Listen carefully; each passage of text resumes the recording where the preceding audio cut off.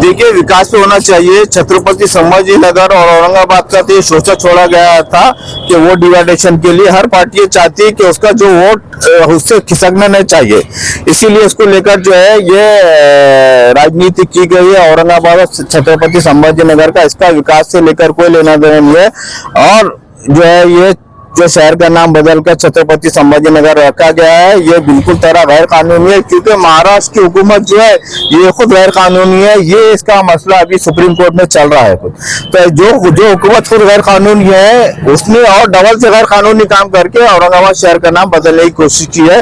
और हमें कोर्ट से पूरी उम्मीद है कि जीत जो है ये हमारे फेवर में आएगी और जो फासिस्ट पार्टी है जो है इनको मुंह की खानी पड़ेगी। और आगे मैं आपके चैनल के माध्यम से तमाम लोगों से ये रिक्वेस्ट करना चाहता हूं कि आप ये झंझट में नहीं पड़ते हुए जो अपना मैनिफेस्टो देगा, तो लोगों के विकास का और शहर के विकास का जो बात करेगा उसको दीजिए। उसके पास अगर शहर के विकास के लिए, डेवलपमेंट के लिए ब्लूप्रिंट है, उसके पास स्केच है शहर को का चेहरा मारा बदलने का, आप ऐसे जो है नुमाइंदे को, ऐसी पार्टी को वोट कीजिए। मध्य के सदर अहमद जली साहब ने कलेक्टर साहब से रिक्वेस्ट करके इस तारीख को एक्सटेंड करे, तो 26 तारीख तक करे ये नए के लिए। और जो करेक्शन है वो उसका 31 तारीख तक डेट सर ने करवा कर लिए है।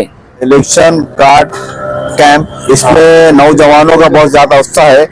उनका उत्साह देखकर हम लोगों ने भी कहा है कि क्यों ना दिनों रात मेहनत करके जो बच्चों में उत्साह है कम नहीं होना चाहिए, और इनकी ज्यादा से ज्यादा मदद करके जो है कार्ड जो है इलेक्शन कार्ड इनको बनाकर देना चाहिए। वंचित बहुजन आघाड़ी की तरफ से जो कैंप रखा गया है वोटर्स के लिए, क्या मैसेज है आपका? हमारा मैसेज तो मेन ये है कि जो नौजवान और लड़के 18 साल के हो चुके हैं, उन्होंने आना, हमारे कैंप से फायदा उठाना। ये आज 19 तारीख उसकी आखिरी थी, मगर बहुजन वंचित आघाड़ी और हमारे मध्य के सदर अहमद जली साहब ने कलेक्टर साहब से रिक्वेस्ट करके इस तारीख को एक्सटेंड करे, तो 26 तारीख तक करे ये नए के लिए। और जो करेक्शन है वो उसका 31 तारीख तक डेट सर ने करवा कर लिए है। तो फिर से हमने कैंप लगाना अभी शुरू कर दिया। आज बंद करना था मगर हम रुक गए थे कलेक्टर साहब की परमिशन की वजह से, इसलिए हमने कैंप कंटिन्यू करे आज से। और कितने तारीख से चालू है और आखिरी डेट? हाँ, ये कैंप 15 तारीख से शुरू हुआ था और इसकी डेट 19 आखिरी थी, लेकिन अब बढ़ के 31 हो चुकी है। और इसमें टोटल हमने 1762 कार्ड अभी तक बनवाए हैं इंशाल्लाह। न्यू वोटर्स के लिए क्या मैसेज है आपका, जिन्होंने अभी तक के अपना दर्ज करवाया? उनसे उनको ये मैसेज है कि उनके जो दोस्तों के नहीं बने हैं, घर में किसी के नहीं बने हैं या कॉलेज में किसी के नहीं बने हैं, तो उनको ये मैसेज पहुंचाए कि वंचित बहुजन आघाड़ी की तरफ से सर की रिक्वेस्ट, अहमद जली साहब की रिक्वेस्ट की वजह से ये डेट एक्सटेंड करवाकर 21 दिसंबर तक करवाई गई है। तो हमसे राब्ता करें और अपने नए कार्ड बनवा ले, ये सुनहरा मौका है उनके लिए। मोहम्मद मोइनुद्दीन जमीलुद्दीन, वंचित बहुजन आघाड़ी मध्य। आपकी क़यादत में लिया जा रहा है, कितना उत्साह नौजवान पीढ़ी में नजर आ रहा है और नया अपडेट क्या है? देखिए, जो कैंप लगाया गया है इलेक्शन कार्ड कैंप, इसमें नौजवानों का बहुत ज्यादा उत्साह है। उनका उत्साह देखकर हम लोगों ने भी कहा है कि क्यों ना दिनों रात मेहनत करके जो बच्चों में उत्साह है कम नहीं होना चाहिए, और इनकी ज्यादा से ज्यादा मदद करके जो है कार्ड जो है इलेक्शन कार्ड इनको बनाकर देना चाहिए। देखिए, अक्सर होता ये है कि बच्चे जो है जो उत्साह से काम करते हैं उनको उतना प्रतिशत नहीं मिलता, उतना रिस्पॉन्स, मतलब उनको कॉपरेट नहीं मिलता। BLO जगह पे नहीं होता, निवडणूक ऑफिसर जगह पे नहीं होता, प्रॉब्लम्स आते हैं। लेकिन बच्चे यहाँ पर जो है आकर हमसे सवाल पूछ रहे हैं, हम उन्हें प्रॉपर गाइड कर रहे हैं, तो वो उतनी स्पीड से जाकर जो उनके पास पेपर्स काम है वो सारी पूर्तता करके जो है अपने इलेक्शन कार्ड बनाने के लिए बच्चे बहुत ज्यादा जो है जोश में है। मेरा सवाल एक ऐसा है, देखिए अभी ये दिसंबर का महीना चल रहा है, 21 दिसंबर तक के आपने टाइम बढ़ाकर लिए, लेकिन जो बच्चे जनवरी में या फरवरी में 18 साल कंप्लीट कर रहे हैं, उनके लिए क्या ये देखिए, इस साल से जो है निवडणूक जो कंसर्न ऑफिसर है उन्होंने बताया कि ऐसे बच्चे जो जनवरी फरवरी में 18 साल के होने वाले हैं तो उनके लिए एक खुसूसी यहाँ पर जो है एक ऑप्शन रखा गया है कि ऐसे बच्चे जो अप्लाई कर सकते हैं उनको कंसिडर किया जाएगा। तो आपके चैनल के माध्यम से मैं उन तमाम पेरेंट्स को ये मैसेज पहुंचाना चाहता हूं कि उनके लड़के और लड़कियां जो आने वाली जनवरी फरवरी में 18 साल के कंप्लीट होने वाले हैं वो जो है अपने पेपर्स लाकर हमारे ऑफिस पर आइए और ऑफिस पर आकर अपने बच्चे और बच्चों का जो है इलेक्शन कार्ड बनवाएं। एक राजनीति के हटके में एक सवाल आपसे पूछूंगा कि देश में जिस तरीके से माहौल चल रहा है, जातिवाद की राजनीति होती है, कहीं पर की सभा होती है, इलेक्शन होता है, तो जो नौजवान बच्चे अब न्यू वोटर्स हैं, पहला वोट अपना डालने वाले हैं, उन्होंने कैसा प्रधानमंत्री चुनना चाहिए, अपना लीडर कैसा चुनना चाहिए, उनके लिए क्या है?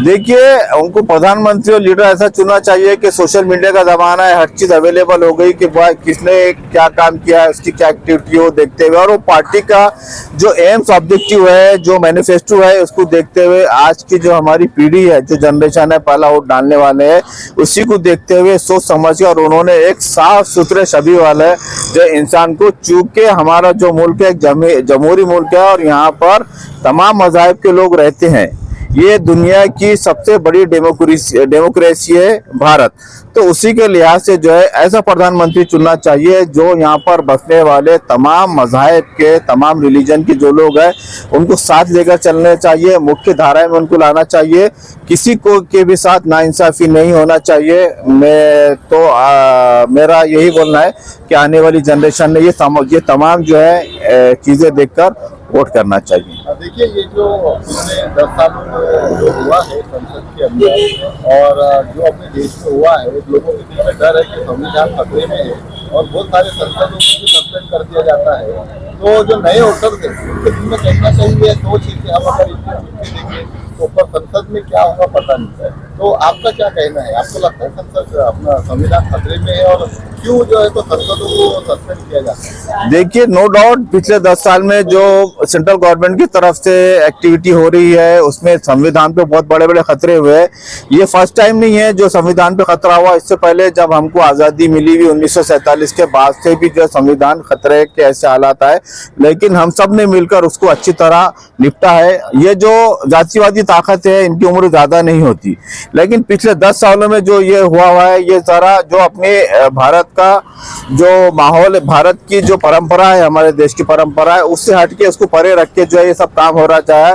एक तरफ तो गवर्नमेंट ये बोल रही है कि हम संविधान बचा रहे, लेकिन दूसरी तरफ पूरा संविधान के खिलाफ एंटी कॉन्स्टिट्यूशन काम कर रही है।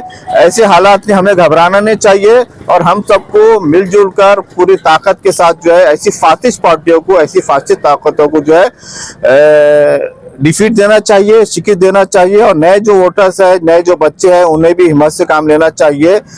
उनके बड़े जो है, उनके जो पिताजी और दादा है, उनसे पूछना चाहिए कि पहले जो आज़ादी के बाद हमारे पास जो संविधान पे जो खतरे हुए हैं उससे किस तरह निपटा गया है। तो उनके वालिद और उनके पिताजी और उनके दादाजी वो बच्चों को गाइड करेंगे। जी, अगर औरंगाबाद शहर, औरंगाबाद दिल्ली की अगर बात की जाए तो पिछले 20 सालों में जो है तो हर शिवसेना राज कर रही थी और अभी पिछले 5 सालों में जो तो खासदार इंडिया जलील आए थे और अब लोकसभा फिर से आने वाला है 2024 में। आपको लगता है कि एक राजनेता होने के नाते औरंगाबाद का जिस तरीके से विकास होना चाहिए था उस तरीके से हुआ, चाहे वो शिवसेना हो या MIM पार्टी हो, ये दोनों खरे उतरे आम जनता के बीच में, या फिर आपको इस बार बदलाव चाहिए तरीके से? देखिए, ये जो है इसमें देखिए मैं आपको सीधा सीधा बात करता हूँ कि इसमें सिविक्स जो प्रॉब्लम है, सिविक्स प्रॉब्लम तो हर पार्टी कर लेते, लेकिन सिविक्स प्रॉब्लम को छोड़कर स्टेट और सेंट्रल गवर्नमेंट से जो बड़े बड़े हमारे पास प्रोजेक्ट आते हैं, स्कीमात आती है, उस पे शिवसेना, बीजेपी, कांग्रेस, एनसीपी और मजलिस उसका इम्प्लीमेंट कराने में पूरी तरह नाकाम हो गई है। उनको जो है स्टेट और सेंट्रल गवर्नमेंट से जैसा प्रतिनिधित्व करना चाहिए था, जैसा ठोक बजा के उसकी इम्प्लीमेंट करने चाहिए था स्कीम की, वो बिल्कुल नहीं हुआ है। यहाँ के हमारे पास के MLA और MP चाहे शिवसेना के हो चाहे कांग्रेस के हो, एनसीपी के हो, मजलिस के, ये पूरी तरह जो है सेंट्रल और स्टेट गवर्नमेंट की जो स्कीमात है उनको यहाँ पर इम्प्लीमेंट कराने में पूरी तरह फेल हो चुके हैं। जैसा कि अभी प्रधानमंत्री आवास योजना देख लीजिए, 2016 को जो है ये इसका हुआ, लेकिन आज 2023 में 8 साल के बाद भी अभी जो है टेंडर निकला हुआ है उसका, ये कब शुरू होंगी, कब तक लोगों तक पहुंचेंगी। इसी को लेकर जो है स्मार्ट सिटी का जो प्रॉब्लम था उसको प्रॉपर काम नहीं हुआ। हमारे पास जो है अमृत की जो स्कीम थी पानी को लेकर, वो भी पिछले 10 साल से पेंडिंग है, अभी तक काम कंप्लीट नहीं हो चुका है।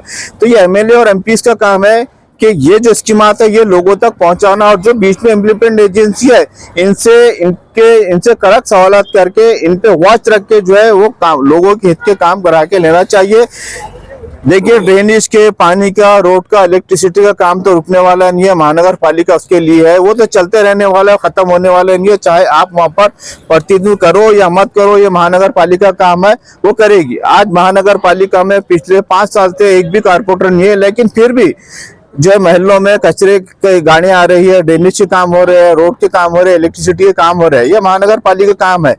अगर आप ये काम कर रहे हैं तो आप अपने आप को राजनेता मत कहिए, लेकिन आप जो है आप एमएलए मतलब मेंबर ऑफ लेजिस्लेटिव असेंबली के आप मेंबर है, आप असेंबली के काम कीजिए। और एमपी मतलब मेंबर ऑफ पार्लियामेंट है, आप पार्लियामेंट में जाकर अपने शहर की जो स्कीमात है उसका जो है आप वहां पर आवाज उठाना चाहिए। देखिए अभी पिछले दिनों जो औरंगाबाद और संभाजी नगर का जो मुद्दा चल रहा था, चाहे शिवसेना हो या एमआईएम हो या कांग्रेस हो, सभी पार्टियां कहीं ना कहीं इस मुद्दे को सामने ला करके इलेक्शन लड़ने का काम करती थी।